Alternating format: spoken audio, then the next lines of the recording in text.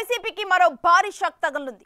YCP senior నేత Rajya Sabha MP Mopidevi Venkataramana ఆ పార్టీకి గుడ్ బై చెప్పనున్నారు. పార్టీతో పాటు రాజ్యసభ సభ్యత్వాన్ని వదులుకోవడానికి కూడా ఆయన సిద్ధమయ్యారు. ఆయన చంద్రబాబు సమక్షంలో టీడీపీలో చేరటం ఖాయమైందంటున్నారు. వైసీపీ ఘోర పరాజయం తర్వాత ఇప్పటికే పలువురు కీలక నేతలు జగన్ కి దూరమయ్యారు. ఇప్పుడు జగన్ అక్రమాస్తుల కేసులో నిందితుడిగా ఉన్న మోపిదేవి సైతం అదే బాట పట్టనుండటంతో జగన్ కు పెద్ద జలక్ తగలనుంది. రాజ్యసభ సభ్యుడు మోపిదేవి వెంకటరమణ సుదీర్ఘ రాజకీయ అనుభవమున్న బీసీ వర్గం నాయకుడు. ప్రస్తుతం బాపట్ల జిల్లా వైసీపీ అధ్యక్షుడిగా రాజ్యసభ సభ్యుడిగా ఉన్న మోపిదేవి ఇక జగన్ తో ప్రయాణం కష్టమని డిసైడ్ అయ్యారంట. ఉమ్మడి గుంటూరు జిల్లా కూచినపూడి నుంచి కాంగ్రెస్ తరపున 1999-2004లో ఎమ్మెల్యేగా గెలిచిన ఆయన నియోజకవర్గాల పునర్విభజన తరువాత 2009లో రేపల్లకు షిఫ్ట్ అయి మూడోసారి ఎమ్మెల్యేగా విజయం సాధించారు. వైఎస్ రాజశేఖర్ రెడ్డి ఆధ్వర్యంలో ఓడరేవులు, మౌలిక సదుపాయాలు, పెట్టుబడుల మంత్రిగా కూడా పనిచేశారు. కిరణ్ కుమార్ రెడ్డి సర్కార్లో ఎక్సైజ్ మంత్రిగా కొనసాగారు.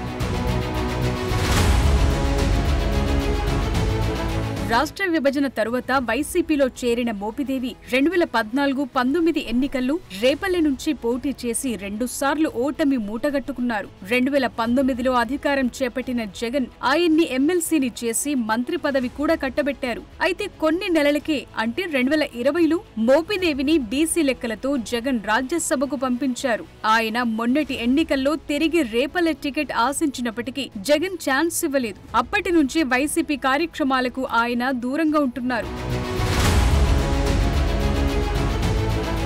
వాస్తవానికి జగన్ కు మోపిదేవి అత్యంత సన్నిహితుడన్న పేరుంది. వైఎస్ సీఎంగా ఉన్నప్పుడు తండ్రి అధికారాన్ని అడ్డం పెట్టుకుని అక్రమంగా ఆస్తులు కూడబెట్టారన్న జగన్ పై సిబిఐ, ఈడీలు కేసులు నమోదు చేశాయి.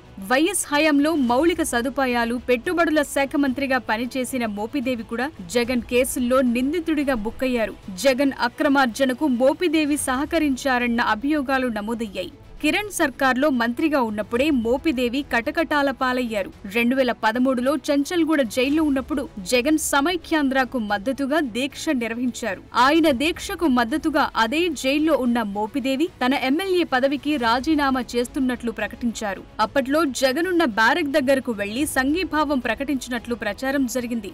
బెయిల్ పై విడుదలైనప్పటి నుంచి మోపిదేవి రాజకీయ పయనం జగన్ తోనే సాగింది. అలాంటాయన ఇంకా 2 ఏళ్లు రాజ్యసభ సభ్యత్వం ఉండగానే జగన్ కు ఝలకివ్వటానికి సిద్ధమవటం వైసీపీ వర్గాల్లో కలకలం రేపుతోంది.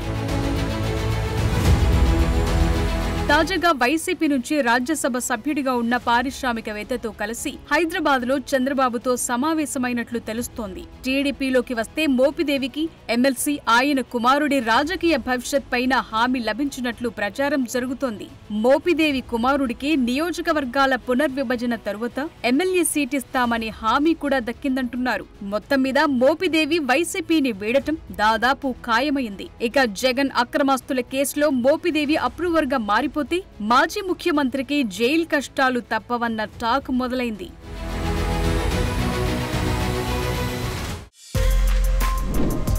For more videos like this, subscribe Big TV channel.